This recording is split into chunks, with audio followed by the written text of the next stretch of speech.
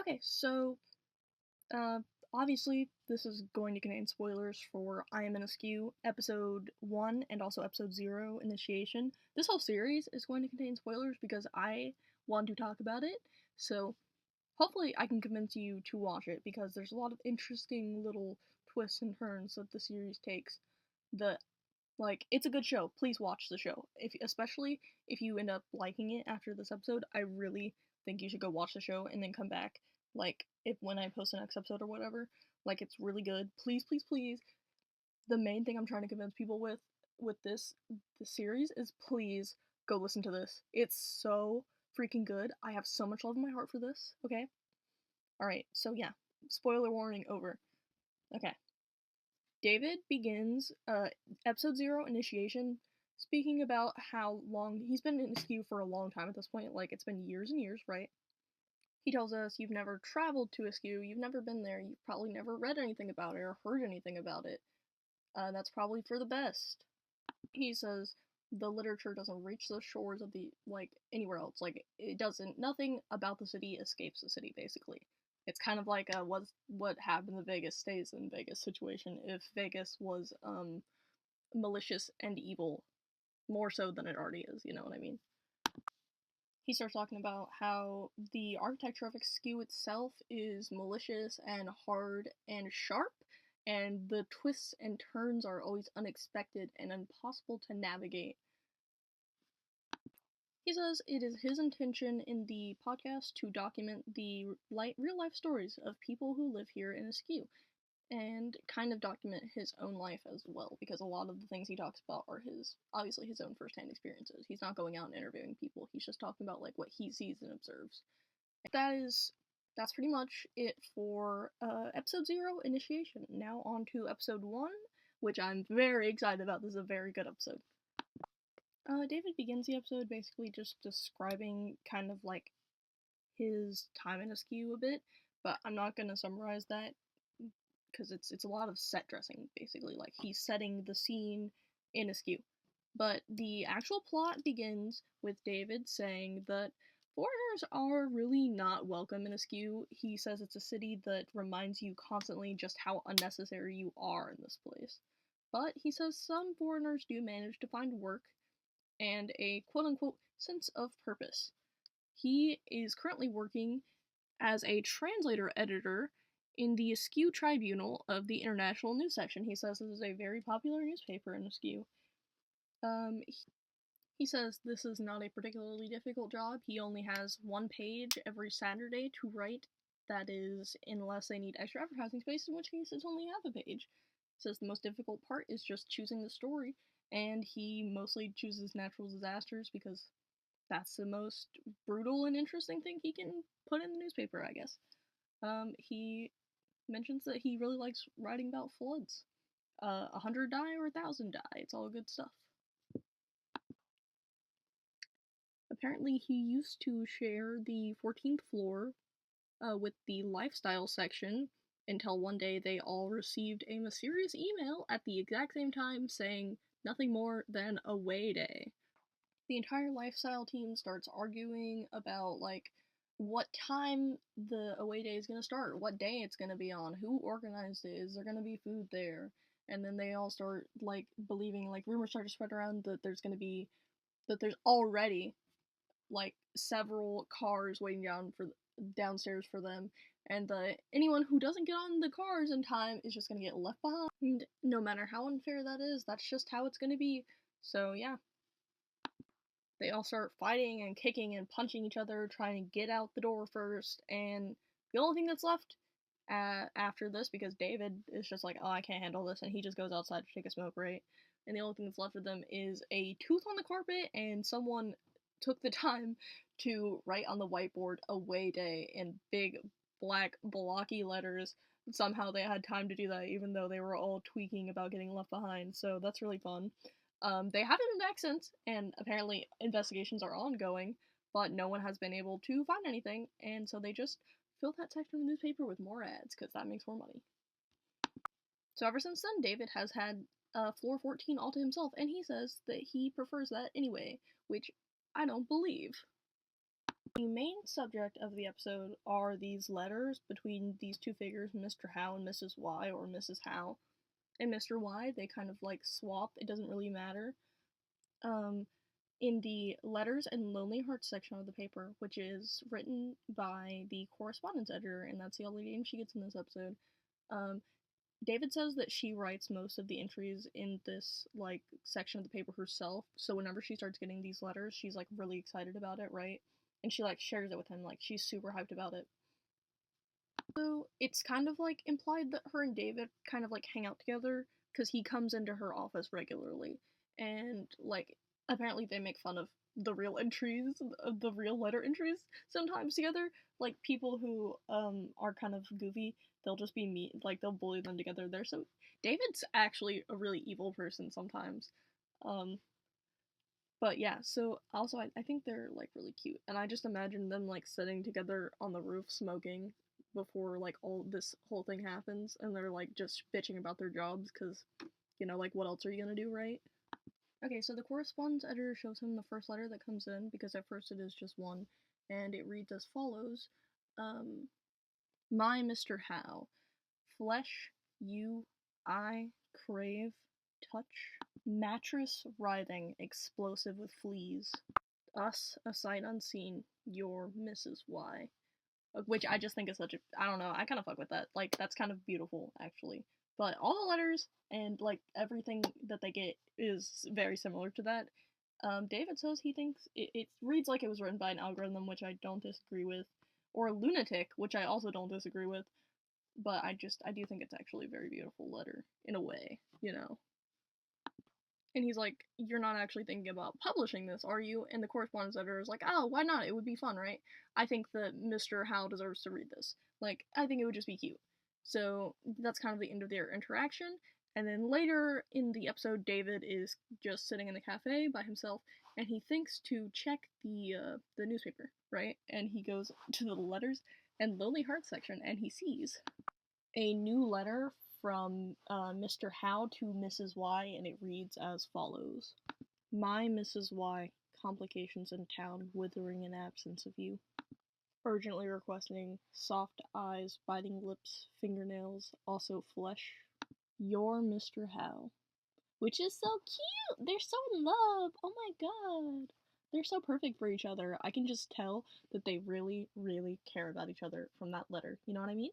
You know what I mean? So David starts to basically just become more like interested in the letters. He reads it again the next week. He reads another letter. I'm not gonna read this one to you. More of the same, pretty much. They just go back and forth like that throughout the episode. But he gets kind of jealous of them, which yeah, sure, you like being alone, totally. And yet here you are imagining yourself in this situation. He's talking about how like they're basically soulmates and how he wonders like he's basically wondering, is it like some fucking nonsense that someone's fucking with them with, or are these two motherfuckers so in step with each other, so in love with each other that their words don't even need to make sense to anyone else, that they just understand what the other one is saying, what the other one's feeling. Which like, okay, geez, David, didn't know you were yearning like that, my guy.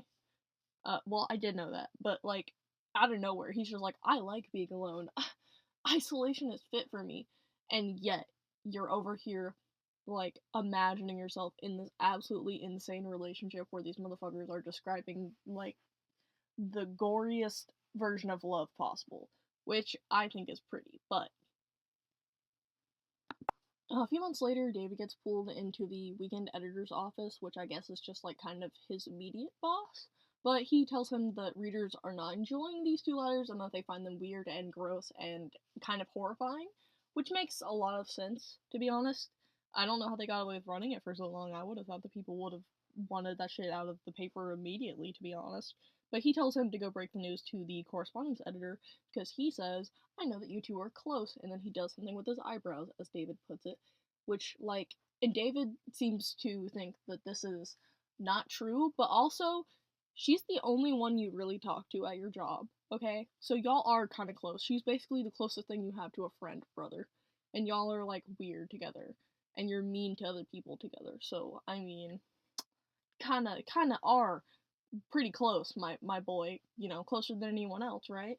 But whatever. Anyway, he goes into the correspondence letters office, the correspondence editor's office, and he breaks the bad news to her. And she's just like, "Oh well, I was kind of expecting this. It's just a shame we didn't get to post letter 17. It's the breakout letter so far." And she says the breakout letter so far is just such a silly way to say that because they're all kind of the same. They all read the same way, which is to say incomprehensible, but like in a fun way. But David notices that they've switched names for the first time, and he's like, "Oh, they switched names?" And she was like, "Oh, I think it's symbolic of their closeness. You know, it doesn't really matter. There's no roles, there's no names, there's no gender with these two. They're just so close that they might as well be the same person," which is foreshadowing, of course. But I just think it's interesting that she notices that before David, because the next thing that happens is he asks how many letters there are in total, and she says 45. And then she's talking about how she's gonna go home and read all of them, and he asks if he might like read some of the other ones. She kind of just brushes him off and ignores him, and then makes an excuse to leave like right then, so she doesn't have to share with him. And he starts talking about how you might think I would be annoyed at the jealousy that she's guarding these letters with, but not at all. I understand completely. And then he's talking about how like honestly, I don't think that she really gets it. I think that she still thinks it's a game or just some puzzle to be solved. Me, personally, I get it. I understand. I'm not like other girls. It seems like these two are trying to reach out to me in any way that they possibly can. Which is so crazy because, like, you didn't even put together the name switching thing. Like, my brother in Christ, you have main character syndrome so bad. So bad. And he does this thing in the show where he'll be more like someone than he really wants to admit, and he'll see himself as better than them. This is very common in the show, which it's fun though. Like it's a good bit of character writing, you know what I mean? But he's doing that whole thing like in this episode. He's just like, oh, they're just I'm clearly the one that they want to talk to, you know. It's me that they're trying to reach. She just doesn't get it. She doesn't understand them like I do, and it's super silly. But yeah, he's like, no, doesn't bother me at all. I'm just gonna wake up really early on Monday morning at like 3 a.m. and be here literally before anyone else could possibly even be in the office and read every letter that arrives.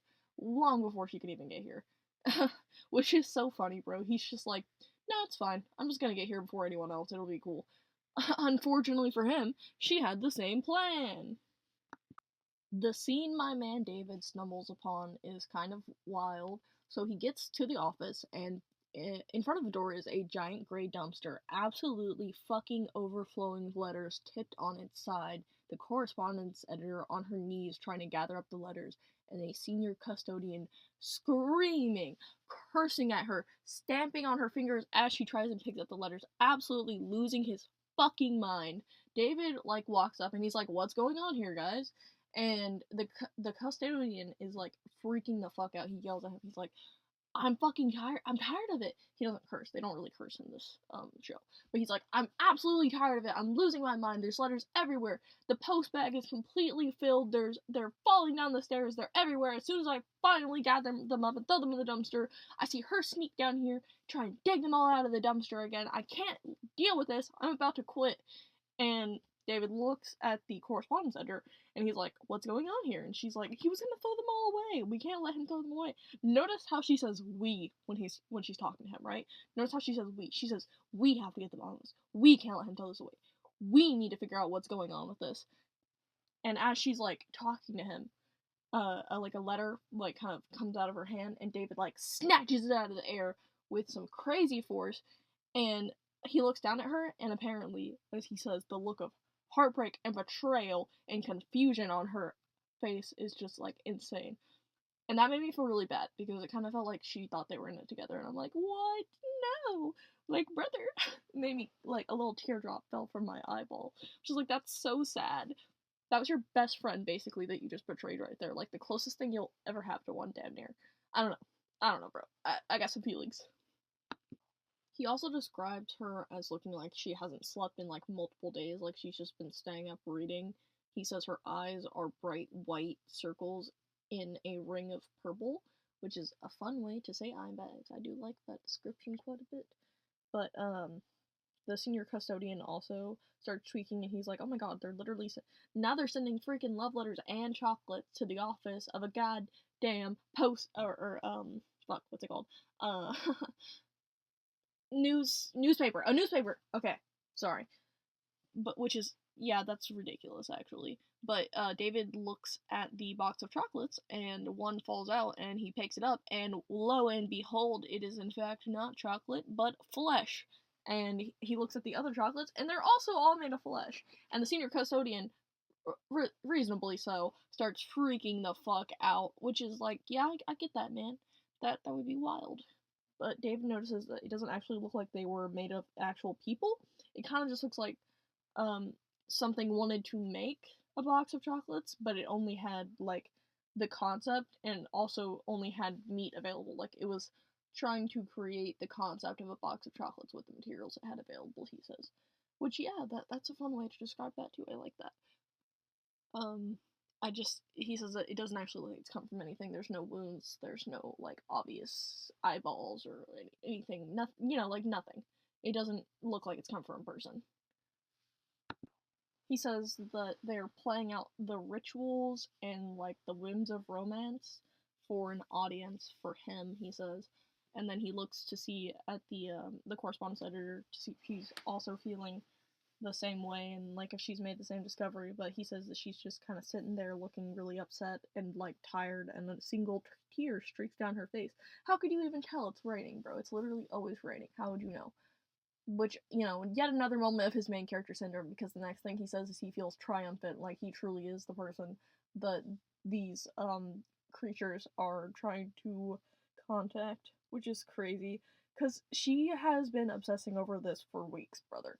You think you're the only one who cares about this. That's crazy, twin. But him and the senior custodian pack all the letters into her box or her, like, rucksack, and kind of just sent her off. So I guess she quits in this moment because you don't see her again. Things basically continue on as usual until David gets a call from the correspondence editor's landlady after she spent literally 3 days not seeing her or hearing from her. And the envelopes, like the letters, just were busting out of that goddamn apartment, just absolutely filling the damn thing to the point where it was just overflowing into the hallway of her apartment complex. For some reason, the correspondence editor decided to leave his phone number on the fridge, so whenever David arrives, he finds, like, just an absolute shit ton of letters. They also discovered that she left with her passport and packed a suitcase, and she left the phone number, and David also discovers a flower, a flesh lily there, which is, similar to the chocolates, like someone wanted to make a flower of some kind, but only had meat lying around, so that's what they made their flower out of. And, obviously the landlady's like, what are we gonna do? What are we gonna do? But the passport and the suitcase kind of takes care of that, so David packs everything up and takes it back to his apartment. So David gets home with his shit, and he waits, and waits and waits and waits for them to contact him, and I think it was like a week or something goes by. No fucking, no nothing. Like, not even a letter, let alone an email or anything like that. And he starts fucking tweaking. He's like, bro, they've abandoned me. They're ignoring me. I'm alive to their injustice and hatred. They despise me. I'm nothing to them. And he's like, really going through it at this point, like he's losing his mind a little bit. And then suddenly he notices that he's got a voice message on his phone, and he listens to it, and it's these bastards fucking breathing in his ear real goddamn loud. And then they like start just saying words like blood, flesh, toenail, shit like that, you know what I mean? They're like going back and forth with each other, and he's just there listening. He gets a bunch of messages from them, he gets emails, he gets letters, the whole 9 yards. I think there's even broadcasts on the TV or something. And then he basically goes into a trance, and he starts writing down everything these motherfuckers say, like it's his job, bro. He becomes completely obsessed. I think he stops going to work at this point too, but it's like it goes on like that for quite a bit. Also, during the first voice message, he says he thinks that the flesh flower is craning towards him to listen. He thinks he might be imagining it, but I don't think he's imagining it. I think that probably actually happened. But yeah, he like loses the ability to keep track of time. He says he doesn't care, it doesn't matter to him. he suddenly receives a phone call with about a minute of silence, and then he hears them speaking his name. The first voice says his name, and then after a moment, the other voice says his name. It says, "I'm coming," and the second voice repeats, "I'm coming," and then David says it back to them, "I'm coming," which is kind of funny, actually. But he says that he knows where to find them because I don't know if you guys remember earlier, but apparently the address that I'm not sure if I mentioned this, but at some point earlier in the episode, apparently they gave the address the letters are coming from. They went and checked it out, and there was nothing there. But he says that that's obviously where the meeting place would be. So he goes there, and he stumbles upon a figure under an old brown umbrella, and he kind of starts he just waits. He's not really sure what to do. He's just kind of watching it for a second, right. So suddenly it hits him that it's just one figure. Like, he waits for a while for someone else to show up, and then he's like, oh, maybe I'm Mrs. Howe or Mr. Y. Maybe it's been me this whole time. This whole performance was put on for me. Like, once again, main character syndrome goes crazy. I guess he is the main character, but that's still like he's just like, oh my god, they were doing this for me the whole time.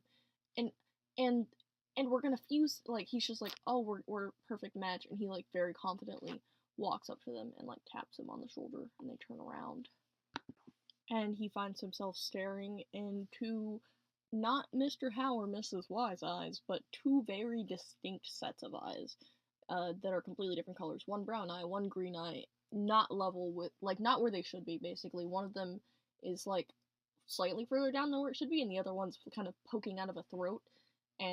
So basically, they've merged together, and they're one. Their bodies, definitely make an interesting puzzle piece whenever they're, like, shoved together. He says that they've got two sets of teeth, and that their skin tones are completely different. Everything about them, it just kind of looks like it kind of looks like someone did a really bad job of cutting someone in half, and then they sewed them together very haphazardly. But the figure in turn reaches out and puts its hand on his shoulder, and David says in that moment he can't tell you how it feels to witness true beauty, but he finds that he is utterly lacking in his ability to accept it, and he runs the fuck away. This bitch turns heel and sprints down the street, man. Like, he's gone. This bitch acting like he in track or something, bro. It's crazy. He says that the figure kind of starts running after him as best as it can, but it's not used to its new form, really, so it's kind of like tottering after him on uneven legs and uneven footing. He also describes it as being very happy and, like, just absolutely, like, ecstatic, and that as he's dashing away, he doesn't really know what it says to him. He's not sure if it says, you're mine or I'm yours, but honestly, it was probably a combination of both, because that's true. Both of those things are true at once. I feel like it was probably both. They said both. David returns home to find that he has been robbed and that the flesh lily is gone. He says it's very relieving to him, which is hilarious as well. But he says he basically just ignores the shattered glass outside because he's not trying to get caught up in something else weird, and he takes all the letters and he piles them up in the trash bag and leaves them out the door, like at the front door, and then he takes all of his shit and, like, all of his heavy furniture and piles it in front of the front door and does his best to just basically ignore everything that happens. Apparently at some point in the middle of the night his TV shatters. He's not sure what it is, but he's just completely ignoring it, and he's just like, whatever, it's not my problem. I wrote something down in my notes. It's so easy for him to withdraw from a situation. He slips right into his old habit of non-existence, non-participation in the world around him, ignoring everything strange that is happening. He's so good at isolating himself. He's a total runner. Total avoidant attachment style man. Which, yeah, those were my thoughts as I was, like, re-listening to this episode. He is so fucking talented at just going back to his isolation habit to keep himself safe, which is useful in this situation. Like, that's a good thing to be able to do here, clearly. He hears about a double murder in separate locations, 3.5 miles from each other, pieces of them missing. That's clearly, like, where the lovers came from. There's no evidence of the two people ever knowing each other or having any kind of correspondence. And then I wrote, I think it's so beautiful that the lovers wanted to be together so bad that they simply became an entity, like the force of love itself, so powerful it was able to will itself into existence, two halves of a whole finally together. all of their identifying documents have also disappeared. He goes on to talk about how he does everything he can remember from the mania that took over him seems completely insane, and that he feels much better now that it's over. But he also says that there's a sadness in that, and feels like Eskew crafted something just for him, and he just didn't have what it took to become part of it or to embrace it. He also reflects on the correspondence editor and says, like, once again, just like her, he didn't have what it takes. I wrote in my notes, this is a theme in the show. David looks down on another person, saying they are weaker than him, they don't have what it takes, or that there is something fundamentally wrong with them. He puts down people who share traits with him that he doesn't like. David is nothing if not a hypocrite, to be honest. But he never really seems to catch on to this. He'll realize he's more like to someone he despises than he's comfortable with, but never wakes up to the pattern of this. Which, yeah, he does this a lot. But he never seems to, like, really know that. Like, he never seems to realize that. He tries to imagine what it would be like to have merged with the lovers, but he just really can't see himself as part of them, just like he can't really see himself fitting in with other people, in my opinion. Like, he just doesn't see himself as, like, a member of a community. But then the episode ends after this, and he's talking about, like, well, that's all we have time for today. Next time you hear from me, I'll be talking about the language of eskew and how interesting it is and how different it is. And then the episode ends, and something that's really annoying about listening to podcasts is that at the beginning of the episode, there's about 4 minutes of ads, and at the end of the episode, there's about 4 minutes of ads, so make sure you skip over those. Because I listen to it on Spotify, and you can skip the podcast ads because, like, they're literally like 4 minutes long. It's really bad. I don't think the first episode has that many ads, but every other episode does, and they're so loud. I don't know if y'all listen to, this is off topic, if you guys listen to the Magnus Archives, it's exactly fucking like that, with their ad situation. It's really annoying, but yeah, just make sure you skip that part because it's unnecessary. And also it'll kind of take you out of the immersion. I really wish it didn't exist, because, like, it'll be like the soft sounds of eskew and all, like, the raining background. The sound design in the show is crazy, by the way. I really love the droning rain in the background. It just adds to the dreary atmosphere, right? And also every, like, scene transition, there's this, like, the sound, it goes whoosh. I'm not gonna play it, but to me it sounds like a train or a shuttle whooshing by, like, just like whoosh, clutter, clutter, clutter. You know what I mean? It's just so good. The sound design is so good, bro. I love it. I think I saw a video where someone was like, I don't really like the transition sound. I could not disagree more. I think it's fucking fan-goddamn-tastic. But that's really all I wanted to talk about. Kind of got all my feelings out on the show. I guess this is going to be more of less of a refined video essay kind of thing, and more of a me, like, I got notes. I have to say what I'm thinking about this show, because it's been eating me up inside for, like, over a year, and I think about it all the time, and I really listen to it all the time, and it's not popular enough, if you ask me. I think more people should listen to it because the writing is really good, and it's a really horrifying concept, and the sound design is good, and the guy who reads it, I don't know if he's, like, the writer or something, I'm not really sure about the behind-the-scenes stuff, but his voice is quite nice, and it's really fun. It's a really fun show. Listen to it, please, please, please. Okay, that's all, goodbye.